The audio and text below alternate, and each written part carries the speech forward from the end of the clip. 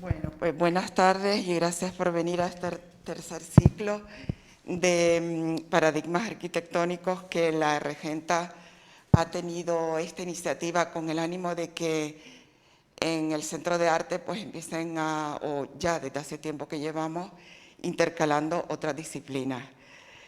Bien, esta noche tenemos a Evelyn Alonso Roner, que voy a decir un poco de su currículum extenso.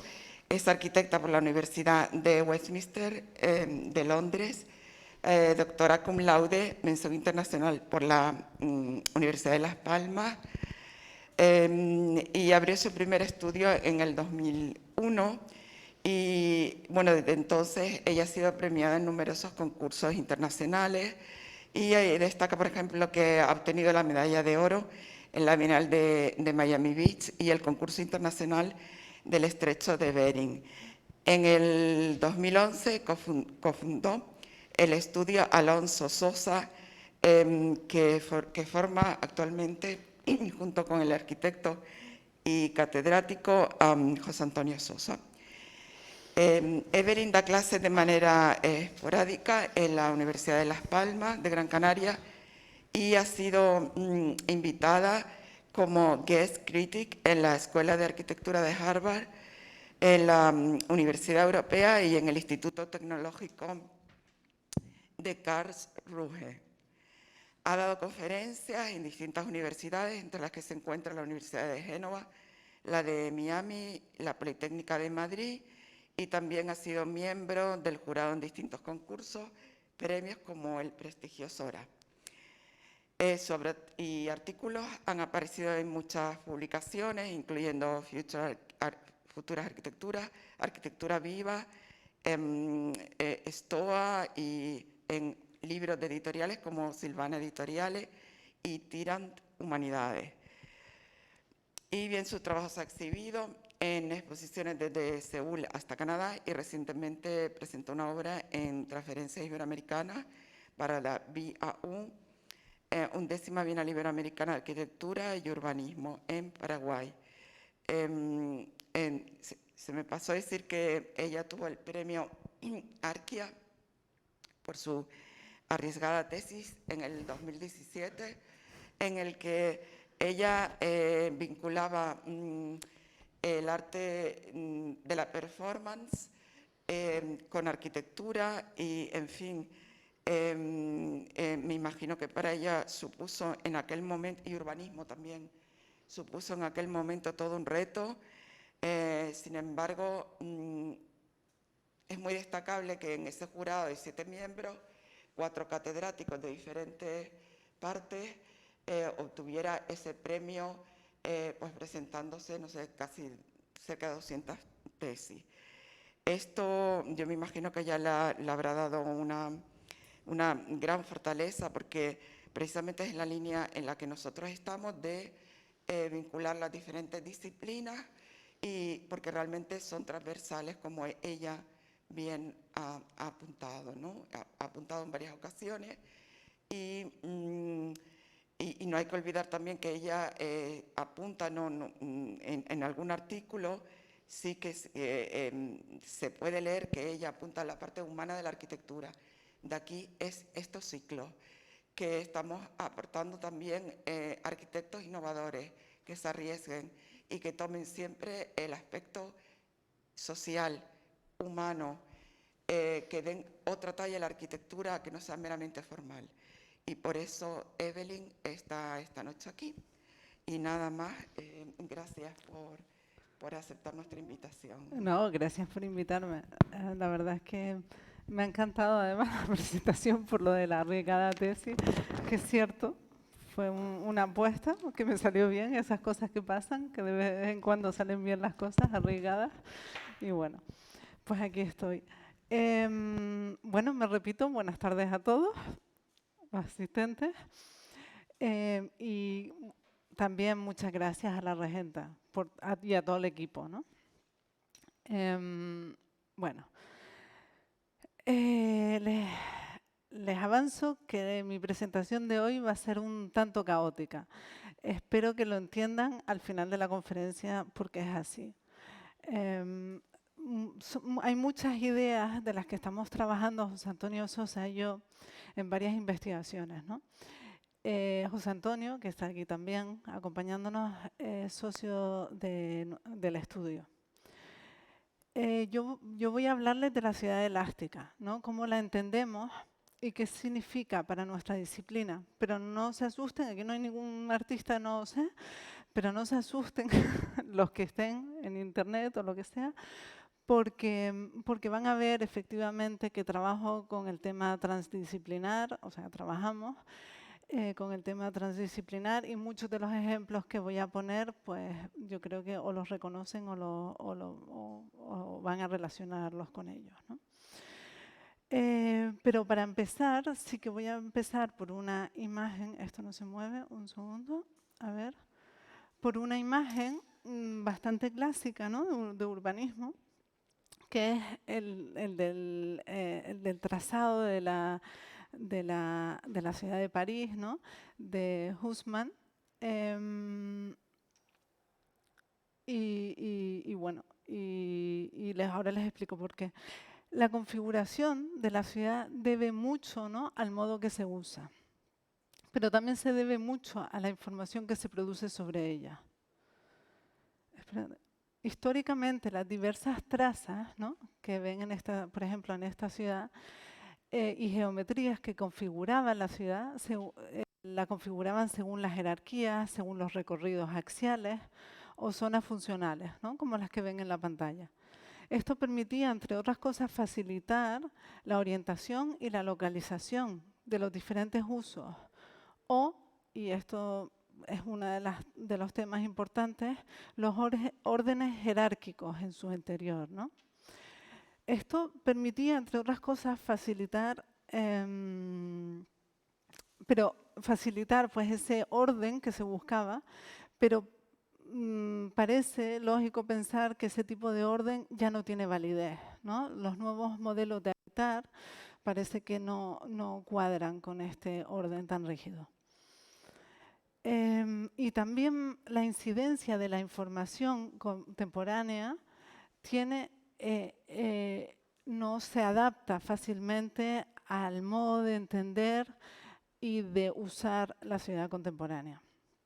Internet y la información instantánea aportada por los móviles independizan cada vez más la información respecto a la configuración formal de la ciudad. Y lo mismo ocurre con la localización, los recorridos, los modos de entender la ciudad y de esa manera también sus usos. La ciudad cambiante y hiperconectada del presente genera inevitables readaptaciones de la ciudad real, ¿no? que vienen determinadas, como estoy planteando, ya no tanto por el orden fuerte, sino precisamente por lo débil o lo invisible incluso. Estas invisibles relaciones son continuamente registradas a tiempo real en el espacio virtual. Como ven, por ejemplo, en esta imagen, ¿no? que recoge a tiempo real los movimientos de las bicicletas. De hecho, es un vídeo, lo he hecho una captura de pantalla, pero es un vídeo. Estos mapas, ¿vale? esta captura de pantalla que he hecho, componen miles de datos recogidos por Internet por segundo, ¿no? Entonces, la premisa que hay que hacerse a partir de esta situación, ¿no? para nosotros, ¿qué forma adquiere esta ciudad mutante, ¿no? que está cambiando sin parar? ¿La de un amalgama amorfa o, por el contrario, la de progresivas readaptaciones que, no siendo formales, son sin embargo reales? Probablemente ninguna de estas. Lo que se diseñara según la aportación de datos en un momento concreto quedaría obsoleto rápidamente, ¿no?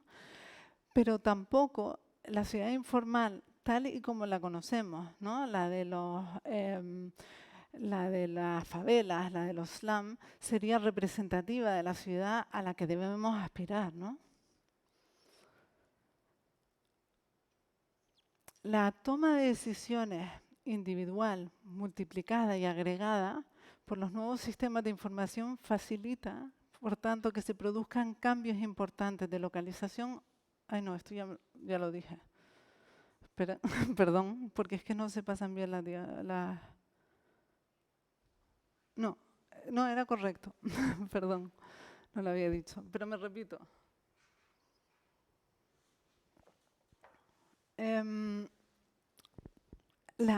Como decía, esta recogida de datos, ¿no?, individual y multiplicada exponencialmente, altera la ciudad totalmente, profundamente, pero no tanto en su forma.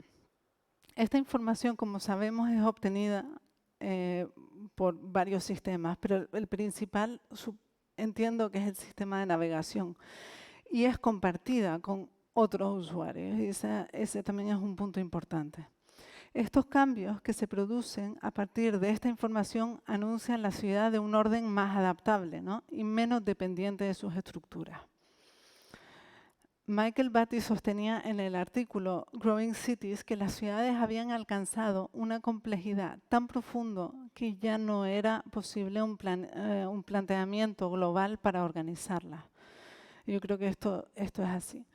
Más bien el contrario, que eran decisiones a escala local, ¿no?, las que dibujaban finalmente la estructura de la ciudad. Describía como un proceso orgánico capaz de dotar de equilibrio a la estructura social y económica de un área, ¿no? Pues imagínense, una ciudad se compone pues de pequeñas decisiones a escala local, ¿no?, de muchas, del cúmulo de ellas, ¿no? Y en un artículo reciente que escribimos José Antonio y yo para la revista Palimpsesto, nos preguntamos cómo puede un orden urbano, que es aparentemente caótico, incluir, sin embargo, un máximo de orden. Esto nos resultó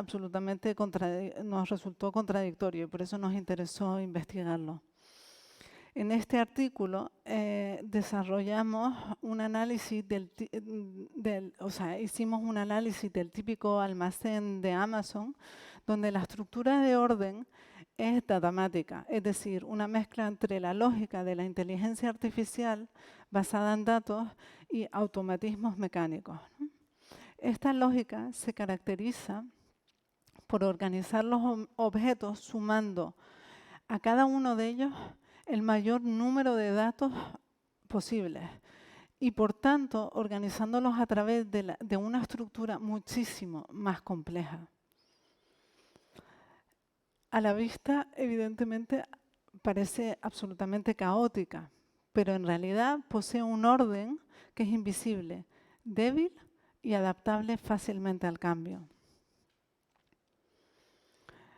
Estas nuevas estructuras de soporte no requieren tanto de formas o escalas preconcebidas como de que lo que necesitan realmente es que sean abiertas y elásticas. Y voy a hacer un pequeño paréntesis en este discurso para seguir hablando de lo elástico mediante varias obras, referencias arquitectónicas que me sirven precisamente para hacer más visible diferentes modos de elasticidad.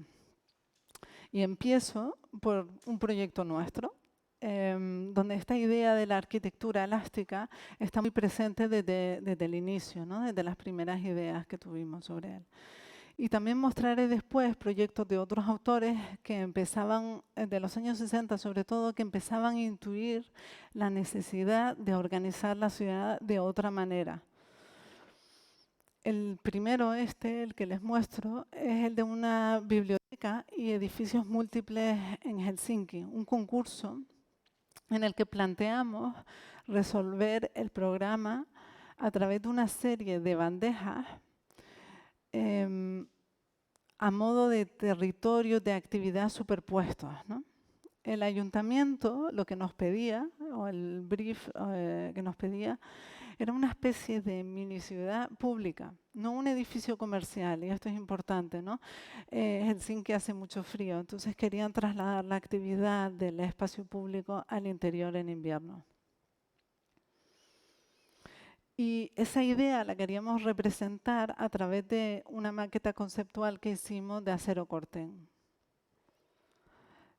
Pero, o sea, la razón por la que les muestro esto es porque logramos mantener esa idea, ¿no? La idea original de la bandeja. Y fue precisamente la apertura de la idea y el proyecto lo que nos permitió que desde la maqueta a lo que es el proyecto, la sección del proyecto ya a nivel de concurso, pues quedase prácticamente igual, ¿no? Esta infografía muestra cómo se materializarían esa superposición de plegaduras, ¿no?, en el interior. Pero otra manera más conceptual de enfrentarse a la elasticidad es evitando construir del todo, ¿no? Y esto fue también algo típico de los años 60, que es que se produjo la negación en las distintas disciplinas. Eso fue así también en el arte plástico, en la literatura, en muchas de las disciplinas, ¿no? Y de este modo puede entenderse lo que ya avanzaban pues estos dos amigos, Claude Parent y Yves Klein, en los años 60. Se trataba de crear una infraestructura tecnológica soterrada que permitía vivir en el plano continuo del paisaje y que quedaba climatizado perfectamente desde todas las instalaciones que irían bajo tierra. Un espacio que no necesita nada en superficie, ni siquiera bandejas, ¿no? Es la libertad absoluta. Este proyecto me encanta porque tiene esa infraestructura oculta, ¿no?, que hace posible esa libertad y adaptabilidad a los elementos para el habitar, ¿no? O sea, el objetivo es el habitar y eso me parece precioso. Pero también en ese momento, a la inversa, Rainer Banham, un crítico de arte, con un compañero, propusieron estos dibujos, ¿no?, en un libro que escribió Banham, donde ellos planteaban que las instalaciones se convertirían finalmente en la arquitectura, ¿no?, también con la idea de habitar, pero construían el espacio arquitectónico. En los años 60 hubo también arquitectos que detectaron la necesidad de cambio hacia una mayor complejidad, ¿no?, lo que les hablé antes, la clave es la complejidad, y plantearon propuestas de este tipo que pretendían solucionar el problema modificando el modelo urbano moderno, ¿no?, y creando ciudades adaptables. Este proyecto de Archigram lo llamaron Plug-in City, donde diferentes usos podían enchufarse a una estructura de soporte más compleja. Entonces, recuperando esta idea que expresaba al inicio, cabe preguntarse, ¿puede la elasticidad ser estructurante realmente?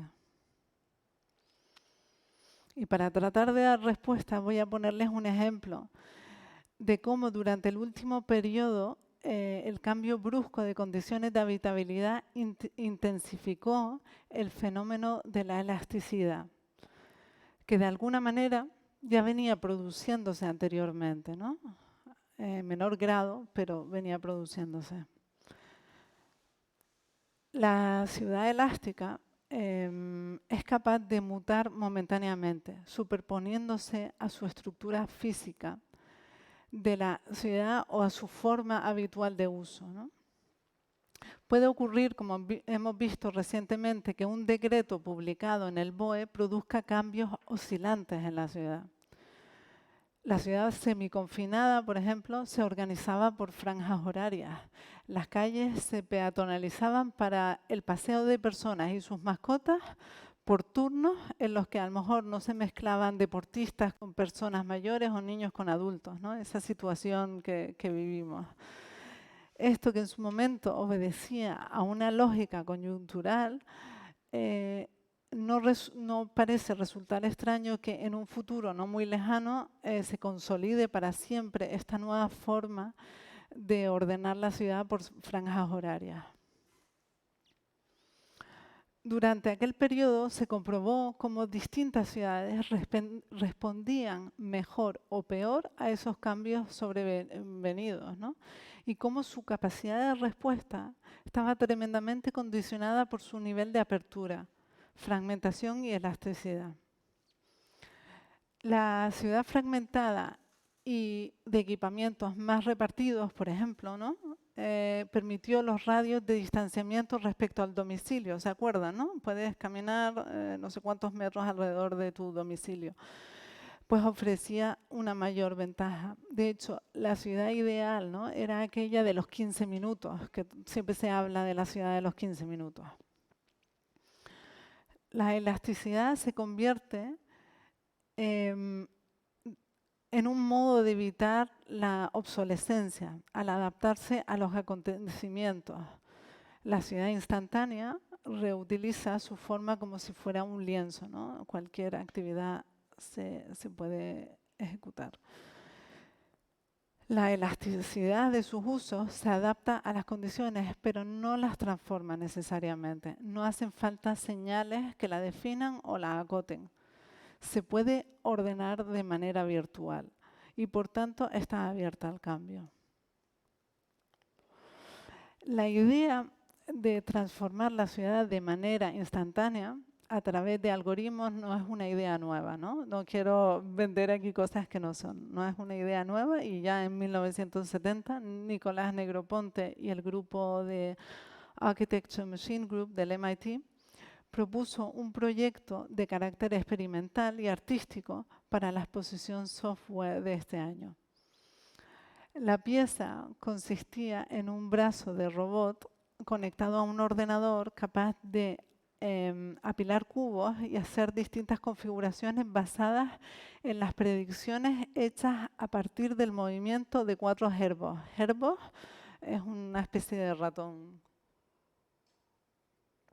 Lo tuve que mirar.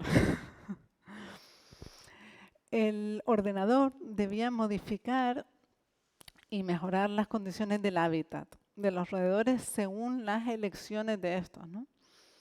El ordenador predecía el camino que tomaría el ratón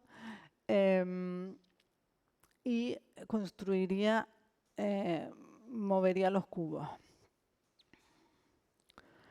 Sin embargo, los ratones o los roedores se negaban a colaborar con las elecciones del ordenador, interrumpiendo constantemente la lógica urbanizadora del sistema y desmontando las construcciones de los cubos de madera y chapa.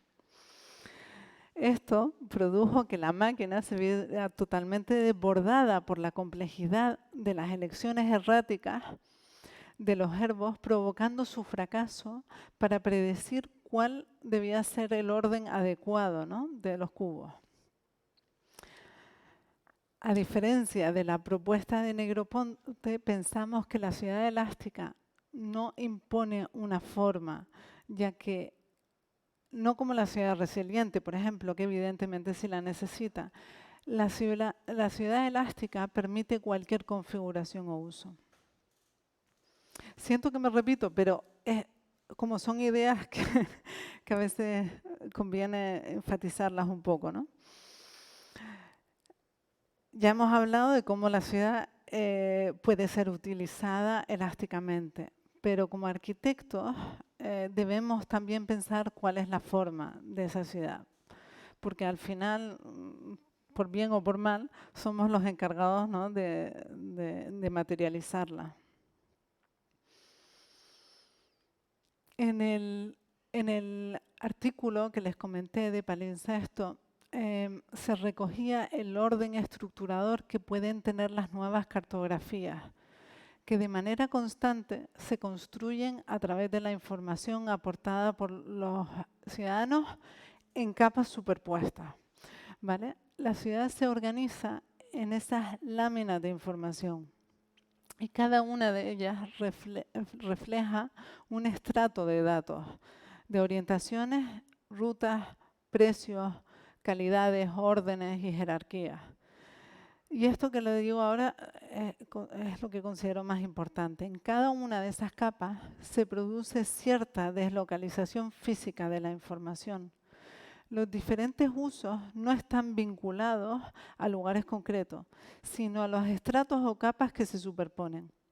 Por eso, los usos pueden cambiar fácilmente de ubicación a lo largo de la ciudad, no como antes, que dependían del planeamiento rígido, ¿no? Que es geométrico, que les explicaba.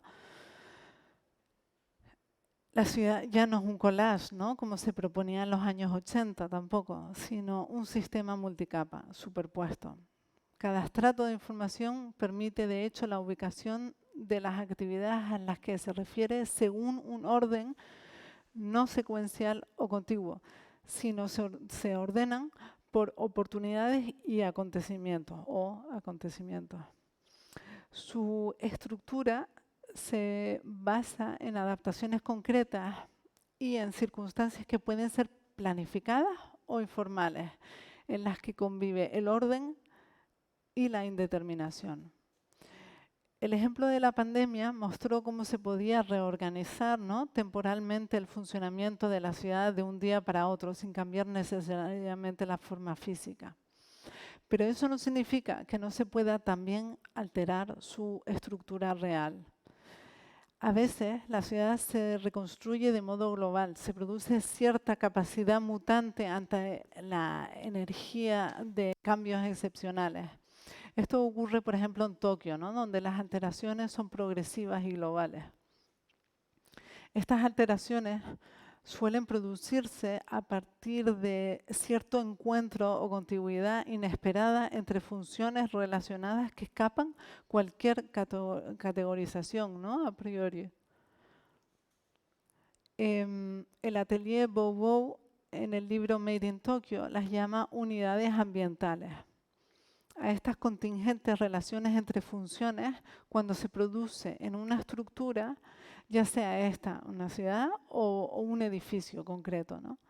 Se trata de híbridos transcategóricos, ¿no?, que unen un conjunto de distintos edificios o estructuras, o también puede ser la conformación agrupada de una única ecología urbana en un único edificio, ¿no? El que ven en pantalla es una de estas unidades ambientales, aunque no lo parezca, ¿no?, porque tiene una, quizás ¿no?, la anterior pues se entiende mejor y la que voy a poner después también.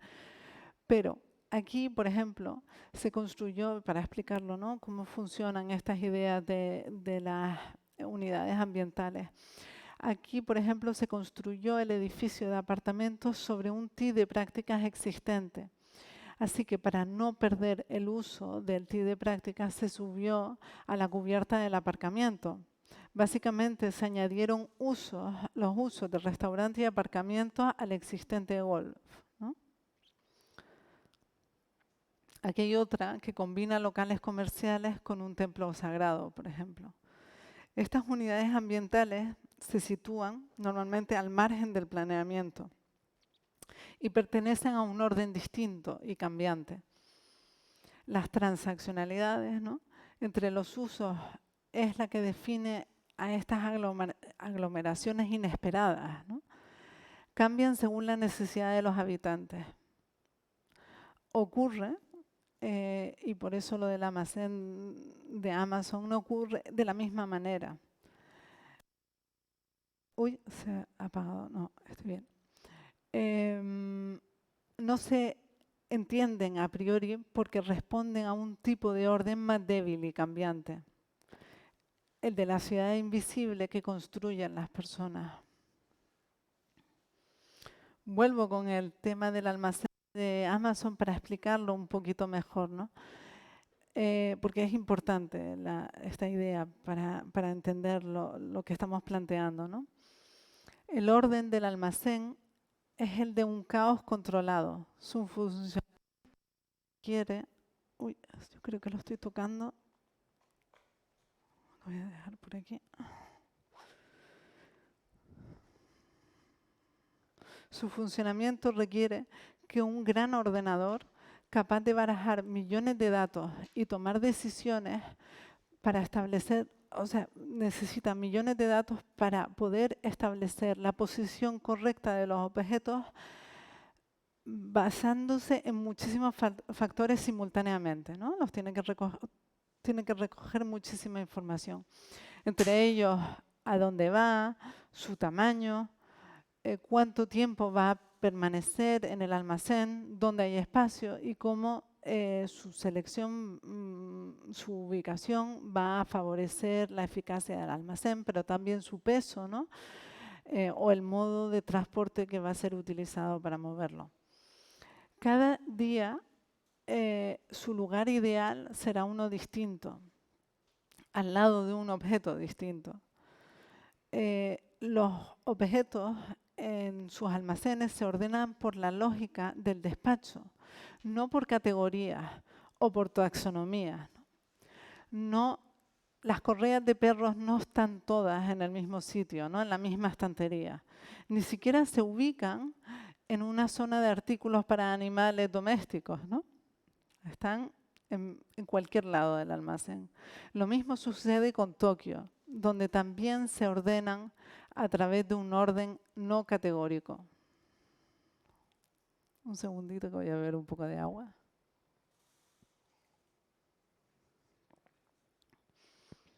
Durante mi trabajo de investigación para la tesis doctoral, esa que es atrevida, planteé que existen 3 principios que definían la ciudad contemporánea y que creo que se tienen que tener en cuenta a la hora de abordar el proyecto urbano. Básicamente, aquellas características que son necesariamente también para esa ciudad elástica que proponemos son la de la discontinuidad, la indeterminación y la entropía. El primer principio, el de las discontinuidades en una ciudad, pueden aparecer como un mapa invisible de eventos, tensiones entre cuerpos o discursos intermitentes. En este espacio intermedio es donde encontramos lo errático y lo espontáneo y sobre todo la fuerza inesperada de las interrelaciones. Muy inesperada.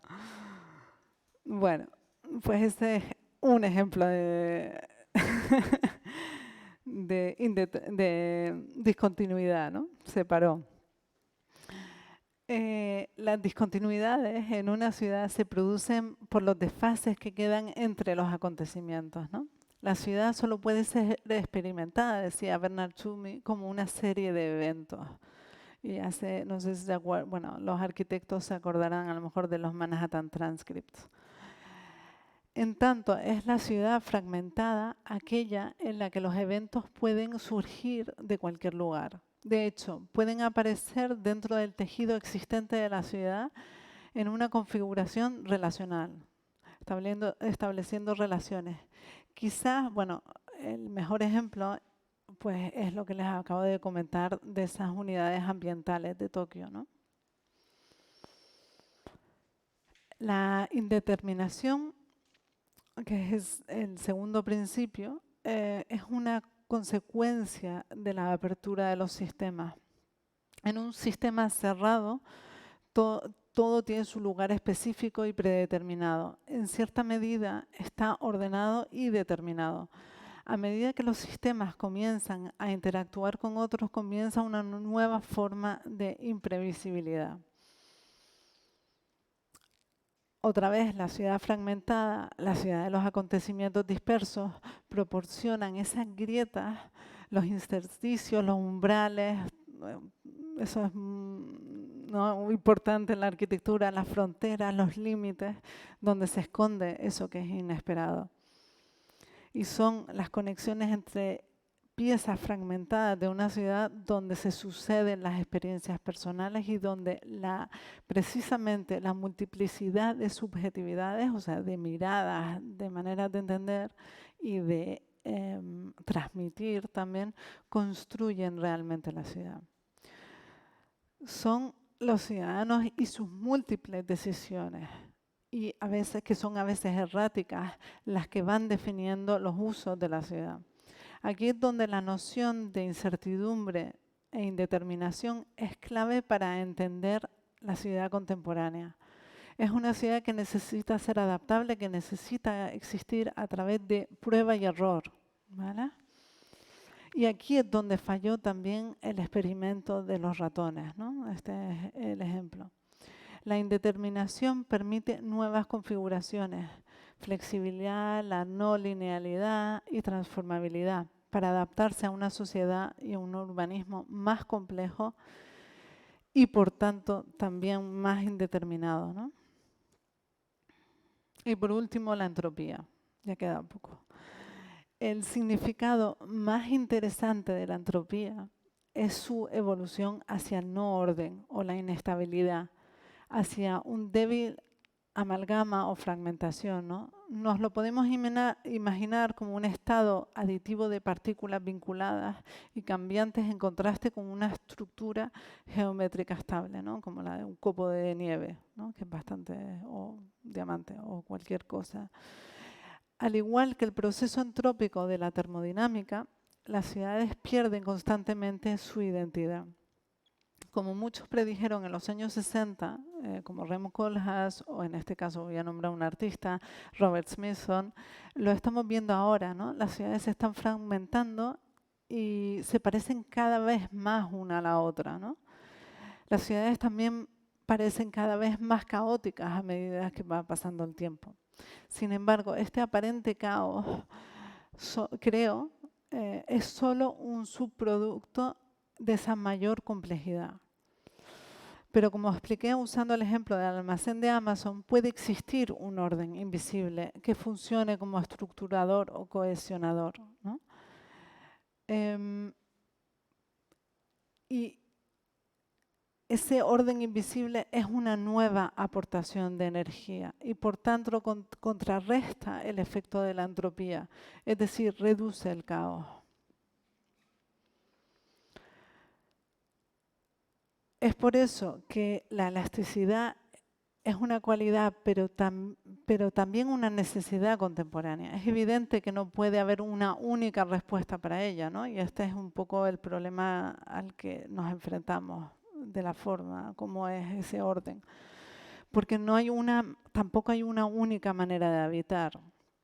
La sociedad es cada vez más heterogénea, lo que lleva a respuestas que sean menos concretas, donde tengan cabidas estructuras débiles, más capaces de modificarse y adaptarse, más efímeras. La elasticidad lo que facilita el habitar y las transaccionalidades, ¿no? De la ciudad contemporánea. Y esto hace que la discontinuidad, la indeterminación o la entropía no rompan esa cohesión social o urbana. Es probable que las ciudades más testadas, o dicho de otra forma, más usadas y erosionadas, pierdan el sentido de su geometría con el uso constante, ¿no? De sus habitantes, como las monedas, ¿no? Que se van desgastando con el uso. Y de esa manera las ciudades se convierten en más elásticas, curiosamente. Contaba Sáenz de Oiza que sus amigos arquitectos elegían vivir en el ensanche en lugar de la ciudad moderna, porque en la ciudad de la trama rectangular, ¿no? Del ensanche, que es más rígida en su forma, podían desplazarse con más libertad que en los trazados preconcebidos, ¿no? Preconcebidos y jerárquicos, ¿no? Donde casi te ves forzado a ir por una vía o por otra. Y porque en ella era posible recorrer diferentes calles cada día para llegar a un mismo punto. Al no haber jerarquía, puedes elegir. Decía lo mismo en relación con las casas antiguas. Su estructura distributiva más regular, homogénea, al final permite una posibilidad más amplia de uso. Cuando el tamaño de sus habitaciones es siempre el mismo, la contingencia distributiva es mayor que cuando las habitaciones tienen dimensiones asignadas a usos específicos. Yo de estudiante vivía en Londres en una casa que el salón tenía el mismo tamaño que los dormitorios, la cocina o el baño. metimos en el baño tantas cosas que parecía cualquier otra estancia habitable, ¿no? Tenía hasta un sofá hinchable dentro del baño. Por tanto, el uso de las estancias es más indeterminado. Y creo que eso tiene su interés, ¿no? Se convierte más libre. De hecho, o sea, lo que creemos es que una excesiva fijación a los datos preestablecidos tiene ese peligro. Ayuda a estandarizar, eso es cierto, y a reducir costes por eso, pero no necesariamente a incluir el grado de elasticidad necesario para requerimientos futuros. Esto le ocurre también a la ciudad. Cierta indiferencia, adaptabilidad o debilidad las hacen más propensas y abiertas a los cambios.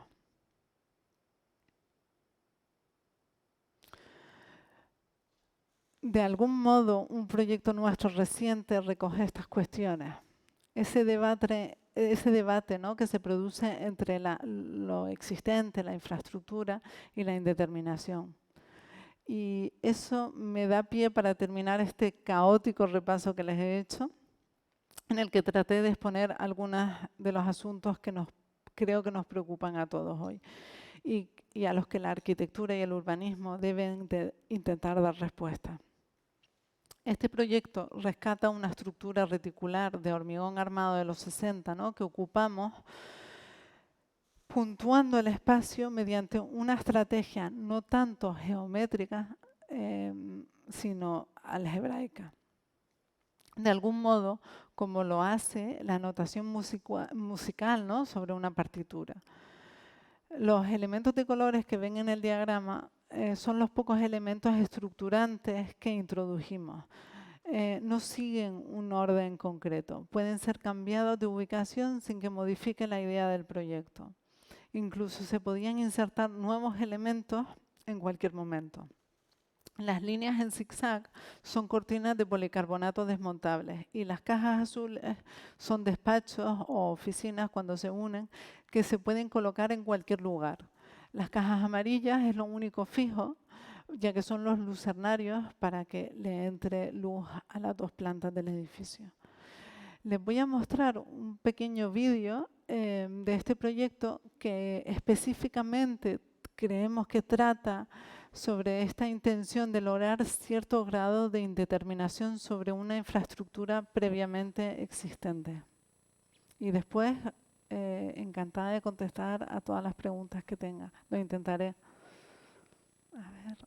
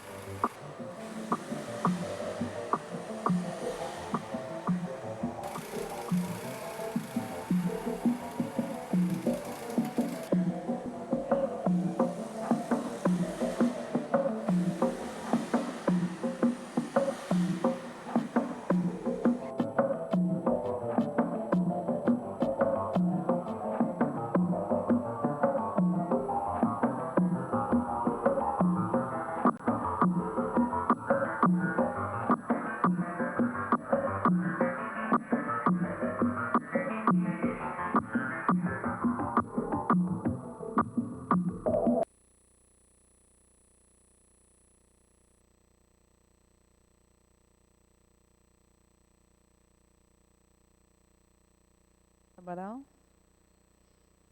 Un momentito. No, se me ha parado el ordenador directamente. Creo que se ha petado. Bueno, hablando de tanta tecnología y tanto que he decidido decir, bueno, ahora te las cobro. Pues nada, de todas maneras lo tenemos subido en algún sitio, así que Ay, parece que están respondiendo. Bueno, da igual, si no vamos hablando. Y yo sé que alguno de ustedes seguro que me va a hacer alguna pregunta. ¿Quieren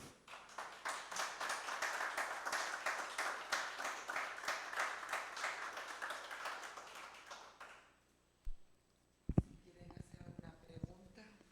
Tenemos el micro porque como lo estamos retransmitiendo.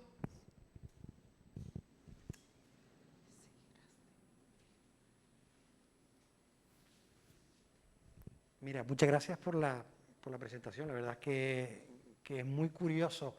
Yo quería preguntarte o si me pudiera dar un poco tu impresión sobre una cosa que también ha cambiado de usos aquí en Gran Canaria.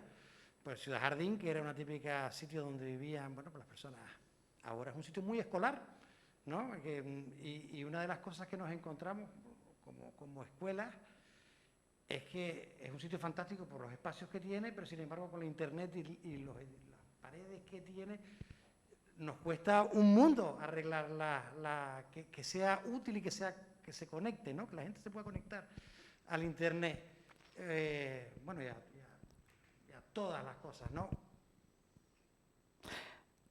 A ver, respuesta difícil. O sea, me refiero, si te fijas, te puedo dar otro ejemplo absolutamente contradictorio, ¿no? En las favelas o en los slums, el nivel de conexión a Internet es brutal, es buenísimo, de hecho, en muchos de ellos, ¿no? Que es un contraste absoluto, dices tú. Precisamente lo informal tiene una red increíble, ¿no? O sea, los móviles, todo funciona de maravilla. Yo creo que aquí tiene más que ver con interés de favorecer zonas más densas frente a zonas menos densas, porque al final y al cabo puedes cablear, puedes establecer más antenas, puedes establecer repetidores, puedes hacer un montón de cosas. Y aquí está el beneficio, ¿no? Muchas veces de las empresas telefónicas. Creo que aparte de efectivamente tienes que, además, pues a lo mejor temas de repetidores, ¿no? En el interior, ¿no? Pero bueno, que como idea, ¿no? Que la tecnología en zonas, ciudad jardín, en medio de una ciudad importante, tenga menos, o sea, tiene menos importancia que a lo mejor lo puede tener una favela en Río. A mí me parece interesante como, ¿no? Lo pensaré, me resulta interesante pensar en ello, ¿no? En esa curiosidad.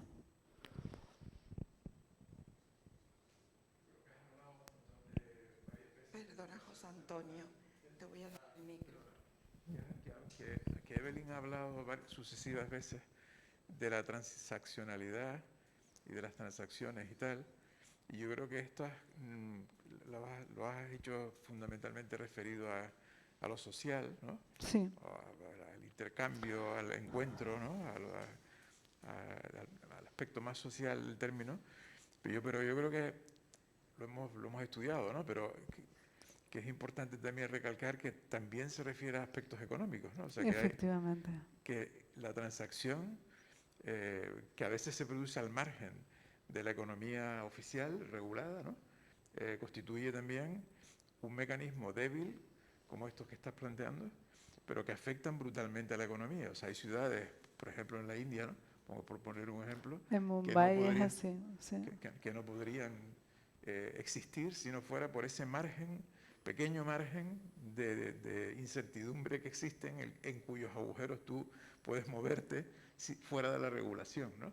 Y yo creo que esto es un principio cada vez más frecuente en el mundo, ¿no? En las grandes urbes fundamentalmente, y que refuerza esas ideas que estás defendiendo en esos gráficos de tu tesis, ese gráfico de tu tesis que me parece increíble, ¿no? Porque es casi como la formulación de un teorema matemático que explica muy bien el funcionamiento de la ciudad contemporánea, ¿no? O esa base que existe por debajo de lo regulado, por debajo de la geometría, pero que sin embargo existe y permite que esa ciudad funcione y se mueva y exista.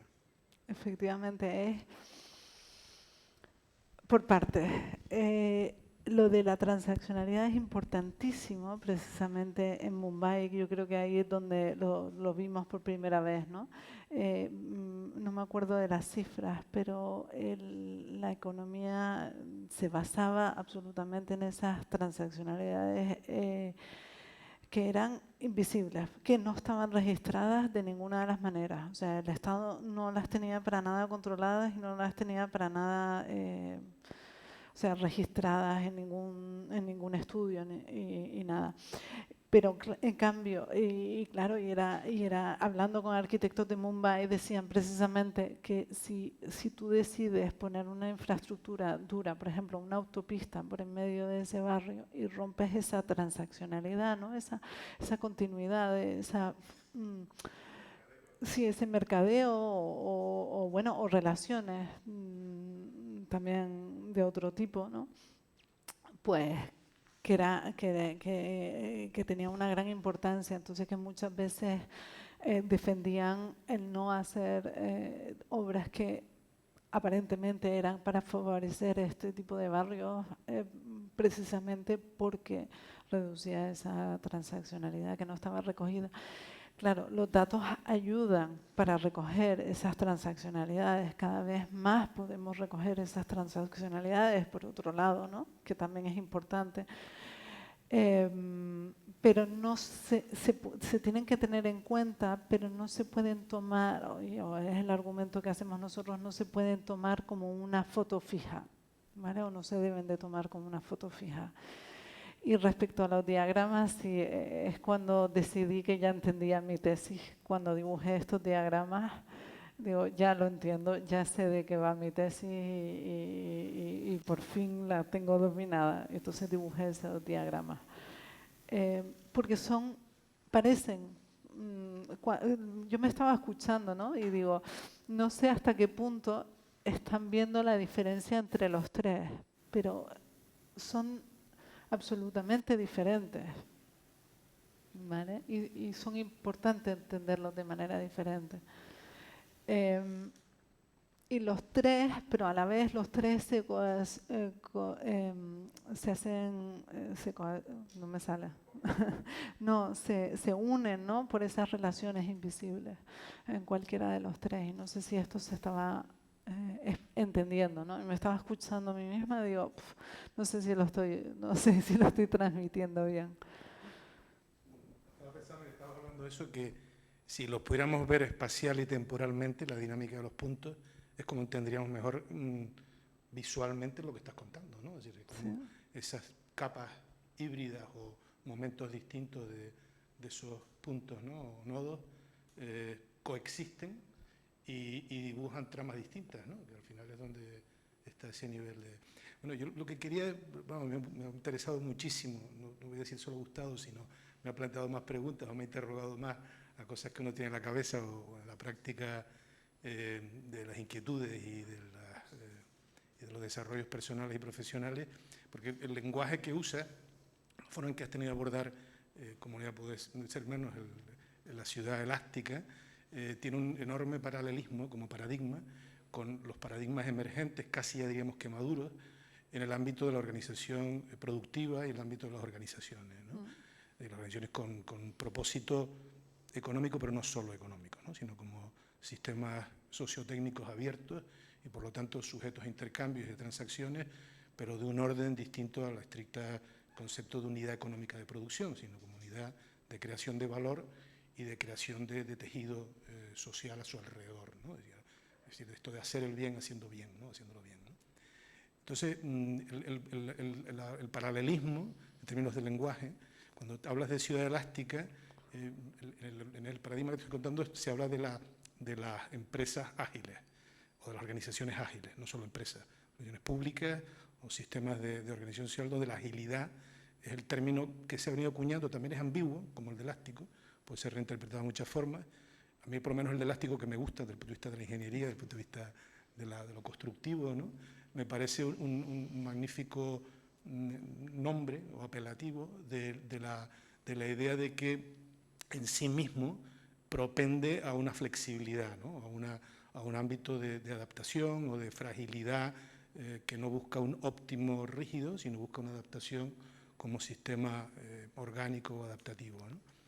El de la agilidad, que es el que se está usando, insisto, de forma emergente y dominante en el ámbito de las organizaciones y los sistemas productivos, viene, bueno, hablamos un poquito también de su origen histórico, cómo va en paralelo precisamente del desarrollo de las ciudades, viene más a hablar de adaptabilidad y adaptabilidad al entorno, ¿no? Un entorno que ya hablamos casi como genérico, de que es vulnerable, incierto, complejo, ambiguo y con incertidumbre incremental que el COVID no ha hecho más que acelerar, tendencias que estaban ahí, y que tiene un componente tecnológico, pero no solo tecnológico, tiene un componente también de pasar de esta idea del antropoceno al sistema más complejo de toda la Tierra, y de incluso la Tierra en el espacio circundante, y al sentido del trabajo, que es otro de los elementos que ahora mismo está en discusión, ¿no? Es decir, un poco todo este tema que está ocurriendo, como siempre, en la visibilidad de la escala americana, como la gran resignación, el gran abandono de los puestos de trabajo, en términos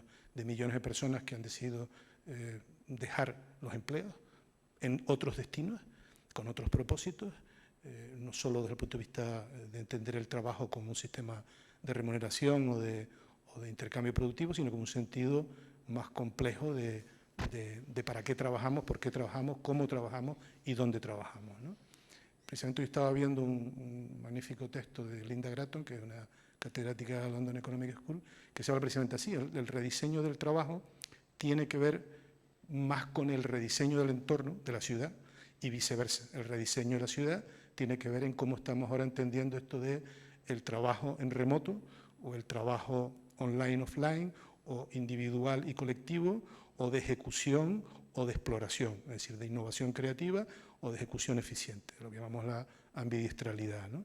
Y esto es el núcleo de las organizaciones ágiles, es decir, cómo son capaces de producir valor, no solo más rápido, que parece que lo de la agilidad es más rápido, sino más en términos de ir cambiando hacia formas donde se reduce la jerarquía y se incrementa la redarquía, es decir, la idea de organizaciones más planas, más propendentes a la autoorganización, que buscan un propósito, un sentido más allá del valor al accionista, por supuesto lo incluye, porque los sistemas de propiedad no están en discusión sobre la base de más o menos acceso a la propiedad como vehículo de motivación, sino otros elementos en el orden de los motores que hacen el por qué trabajamos como trabajamos, más allá de alcanzar mayores cotas de prosperidad, ¿no? De darle un sentido al trabajo que está casi no en el origen del trabajo como trepalium, ¿no? como castigo o torpeza o martirio,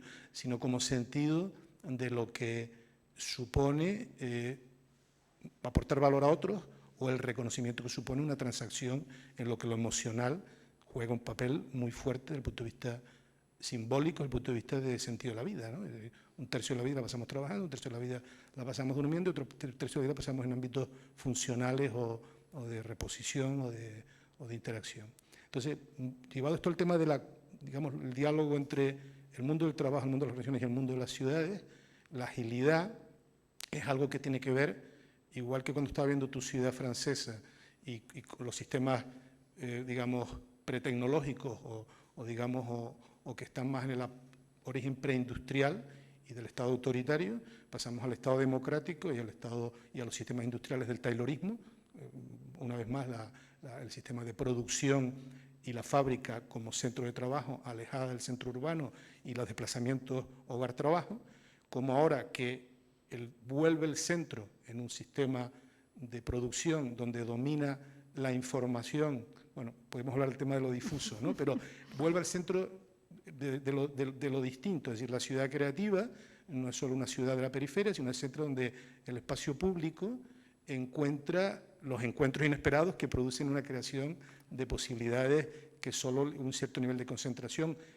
Me pareció interesantísimo esto de la forma de entender las unidades ambientales, ¿no? Es decir, como espacios donde coexisten distintas formas de trabajo y de organización del espacio, en lo que puede estar lo productivo, lo religioso o lo alimentario, ¿no? Pero que efectivamente va contra el orden estrictamente jerárquico o estrictamente ordenancista o de una regulación que viene de arriba abajo. Y me encantó la imagen, porque yo la uso mucho, de las capas, yo hablo del sistema de lasaña, ¿no? Es decir, que al final, igual que están también las capas de un sistema digital, pues en el ámbito gastronómico todos entendemos lo que es una lasaña, y entonces esto de que coexistan distintas capas de comprensión, no solo de la ciudad o de la unidad, habitacional, sino también en términos de la unidad productiva, es decir, existe un sistema visible de empresa, pero luego existe un sistema más invisible basado en los sistemas de información. El tema del dato, sí hay un tema que sí me gustaría dejarlo abierto, ¿no? Es decir, la idea del dataísmo como uno de los elementos emergentes ya en la sociedad postindustrial, en lo que llamamos la industria 4.0, que sería el paradigma de estas organizaciones ágiles, muy intensivas en tecnología, pero también muy intensivas en creatividad, y de momento, digamos, que cada vez un desplazamiento mayor de la capacidad de creación a las máquinas, pues cabe todavía la esperanza de que más allá de los metaversos y del transhumanismo, haya un espacio para la creación de humanos con una mayor intensidad tecnológica, haciendo aquello en lo que somos más humanos, que tiene que ver con los elementos emocionales o creativos, o de construcción de nuevos órdenes de cosas, ¿no? Entonces, ahí el dato, que tú lo planteabas como el caso de Negroponte, ¿no? Que es interesante ver cómo el dato en sí mismo no organiza eficientemente el espacio. Podríamos decir que ni falta que hace, porque efectivamente la libertad humana o la diversidad de opciones de las sociedades abiertas es lo que está detrás de la posibilidad de que el dato alimente a una solución que no seamos almacenes de Amazon. Es decir, porque no somos solo cosas, somos personas que estamos abiertas, y la innovación va de eso, a estar en las fronteras de lo inesperado, en las fronteras de lo próximo, accesible y digamos, más basado en las corazonadas o en las pulsiones que en la racionalidad predeterminada, ¿no? Entonces, me parece muy interesante la idea de pensar la ciudad elástica como ciudad intensiva en datos, en uso de los datos, pero también en la coexistencia como la importancia del espacio público y de la libertad de las interacciones humanas para este nuevo orden de formas organizativas en donde la producción no solo de objetos, sino de cada vez más intangibles, encuentre espacios, bueno, pues digamos, de mayor bienestar en el mundo laboral o en el mundo del trabajo, en el mundo productivo. Sí, sí, no, por supuesto, yo creo que se entendió No, mal. lo O que he sea, dicho que me refiero, o sea, perdona, no cuestiono lo tal, sino no, al revés. ya. Me invita a decir, bueno, ¿hasta dónde, hasta cuándo?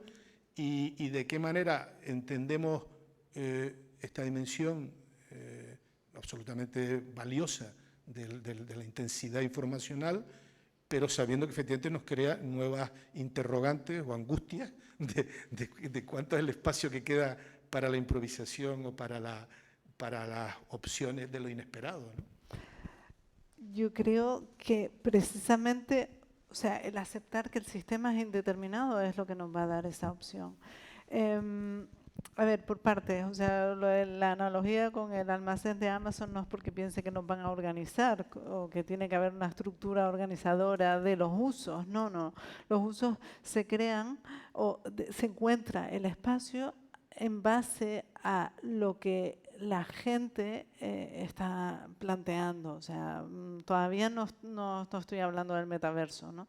Estoy hablando de lo que a un plazo razonable parece lógico que tenemos que tener en cuenta los arquitectos a la hora de diseñar o de plantear nuestras ciudades. O sea, yo no me voy a meter en una materia en la que no sé, que es el mundo de los datos. Es decir, yo espero que esto pare algún día y que nos sigan por la vía del metaverso, pero bueno, es una posibilidad. Pero como arquitectos nosotros tenemos que responder como sismógrafos a lo que vemos, entendemos que está sucediendo. Que construimos el futuro, creo que solo en tanto, más bien probablemente poco, ¿no? O sea, estamos más intentando precisamente, entendiendo que es indeterminado, pues plantear que se pueda utilizar de manera abierta un sistema abierto y un sistema de datos que sea el que sea el metaverso, sea lo que sea, pues pueda hacer humano el vivir en nuestro planeta. He hablado precisamente, muy a propósito, y yo agradezco a Nuria también que lo haya dicho al principio, hay dos temas que a mí me parecen importantes y que se recogen en mi tesis, y yo creo que quizás en esta ponencia no se recogen. Son precisamente esas acciones humanas de un gesto, un movimiento, una forma de mirar, una forma de entender, las que construyen los eventos. No se construyen desde el modo planificado, ahora va a haber un concierto de no sé qué, sino el acontecimiento, el evento, como tal y como yo lo entiendo y se recoge en mi tesis, es aquello que es absolutamente esporádico, ¿no? O sea, que es importante, o sea, yo por clarificar puntos, porque es un tema muy complejo, es un tema que podría estar hablando 3 horas, o sea, la tesis es muy larga, y esto es también parte de una secuencia de artículos que hemos escrito, ¿no? Que es este punto donde hemos ido avanzando y estamos viendo que hay cambios. Probablemente el siguiente será cómo nos enfrentamos al metaverso, pero de momento todavía estamos por aquí. Ya lo estamos planteando en el estudio, el tema del metaverso, pero bueno, de una manera un poco distinta.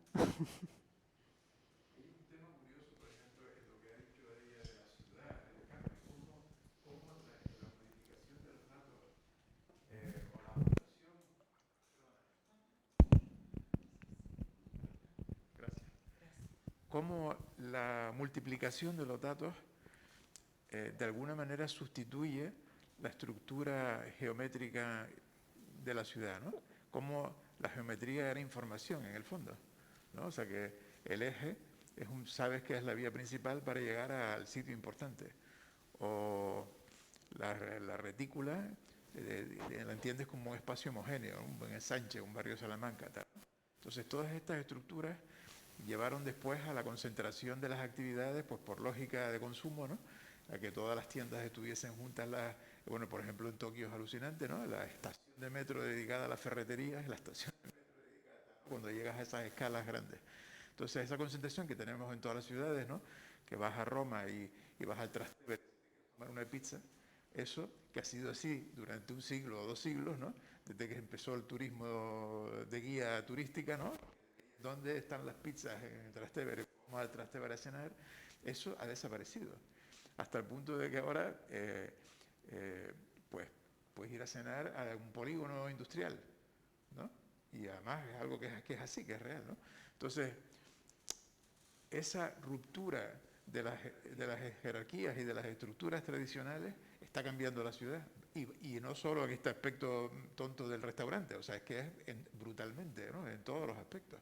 O sea, que la localización está cambiando. O sea, las estructuras que tienen una disposición abierta se pueden adaptar más a las necesidades contemporáneas que las estructuras que sean de disposición cerrada o establecida.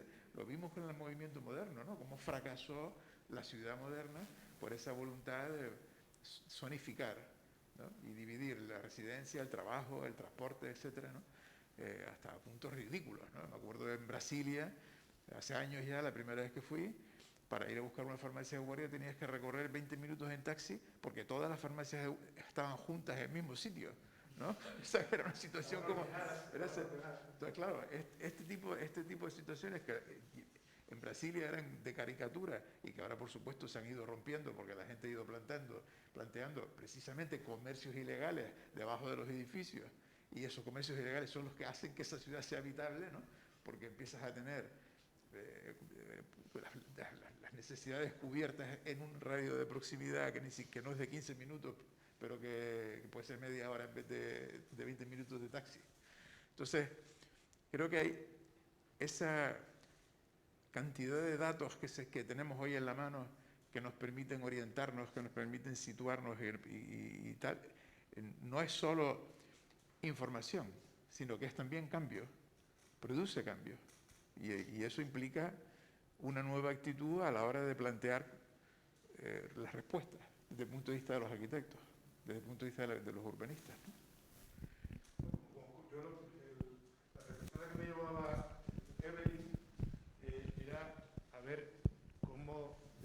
mundos distintos entendemos, o intentamos entender, mejor dicho, esta complejidad que se espejea, ¿no? Es decir, las organizaciones buscan formas de adaptarse al entorno que estamos hablando y la ciudad, con su propia dinámica, no estrictamente productiva, porque está compuesta por seres humanos, busca esa dimensión de opciones múltiples de vida, ¿no? Y por lo tanto el nivel de planificación solo puede llegar a nivel de lo muy conocido, lo que tú llamas fricción de huella de que continúa en el tiempo, por lo menos como para mantenerlo como la idea de planificación de la que venimos, pero lo otro es mucho más un descubrimiento explorador basado en la información emergente, en la que hay intentos de ver cómo se adapta mejor a las situaciones. ¿No? Es decir, que el propio concepto de planificación está ahora mismo enormemente en discusión sobre de qué estamos hablando, ¿no? Digo planificación no urbanística No, solo, ya, sino de todo incluso tipo. no pienso ya en el Estado, ¿no? Que sigue planificando muchas veces como se planificaban los planes quinquenales en la época stalinista, ¿no? Entonces, en el ámbito productivo eso está claro. Si tú puedes planificar, la medida que tiene un histórico que se repite, pero si hay un alto nivel de incertidumbre, ponte la mochila y ponte a explorar opciones y escenarios que en sí mismos te van a invitar a aprender rápido para desplegarte, ¿no? Y eso es lo que estamos viendo. Es decir, el indicador más claro es la tasa de mortalidad de la mayor número de innovaciones. Cada vez, lo que nos están contando, que el mundo va a hacer las startups, el 99% fracasan. O sea, la mortalidad es altísima. Y la esperanza de vida de las empresas de los top 100 se disminuye. Hemos pasado empresas que duraban 75, 100 y pico años, cada vez a menor tiempo de durabilidad. ¿Qué nos está indicando esto? Que efectivamente la información nos cuenta que cada vez los sistemas organizativos convencionales están en crisis porque se adaptan poco a esta flexibilidad tecnológica y humana. Yo creo que es importante, o sea, creo que el término no es adaptabilidad, y creo que es muy importante porque adaptabilidad implica que siempre estás mirando a cambiar tu modo, ¿vale? Y creo que eso es importante y es parte del problema también de organizaciones de otro orden, ¿no? Económicas o de estructuras, empresas o lo que lo queremos llamar. Muchas veces tienes que ser elástico, tienes que moverte para allá, tienes que moverte para allá, tienes que moverte para otro lado. Y creo que en ese sentido, creo que el planteamiento que hacemos es más contemporáneo que el que hacen ustedes. No, y quiero añadir más, y lo dije durante la conferencia, tampoco es el término resiliente que se usa tanto en arquitectura, que tampoco es el que tiene que haber.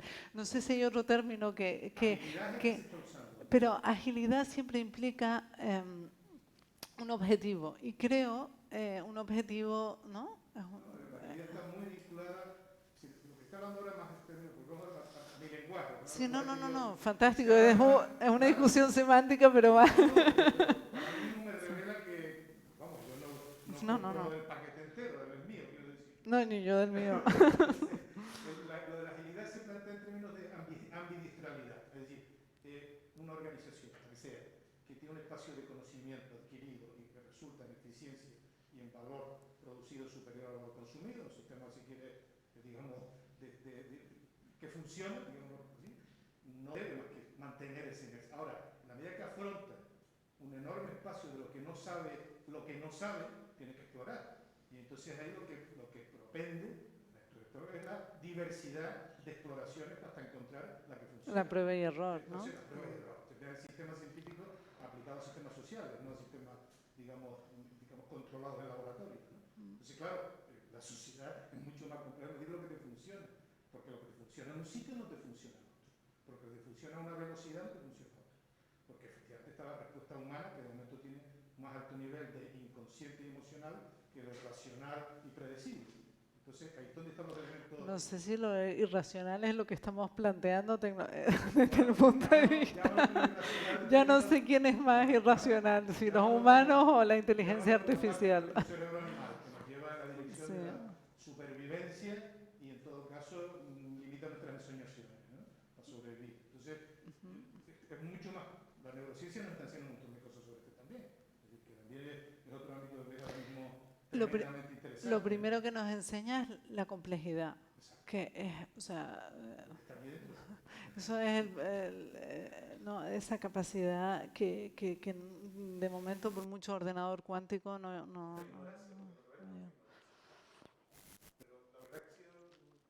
Inspirador ver vuestra investigación, vuestro objeto de análisis y lo que a mí me interesa, me preocupa, el mundo en el que me muevo, en que se ve de una forma por lo menos paralela.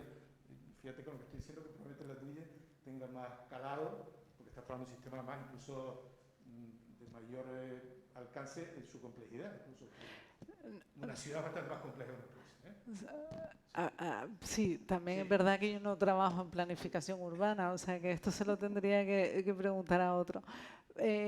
Lo que pasa es que este tema es igual de arriesgado que mi tesis, ¿no? O sea, me refiero a plantearlo es arriesgado y por eso me ha encantado este debate, ¿no? Que hemos tenido entre todos, porque no hay una única respuesta. Se tiran ideas al aire y progresamos, ¿no? Intentando relacionar este tipo de temas, ¿no? Y lo social, lo empresarial, todo este tipo de temas hay que irlos observando, y lo transdisciplinar, ¿no? Lo que estamos aquí participando, arquitectos en un centro de arte, pues yo creo que todo este tipo de cosas son importantes. Pues no sé si tenemos tiempo para más preguntas o...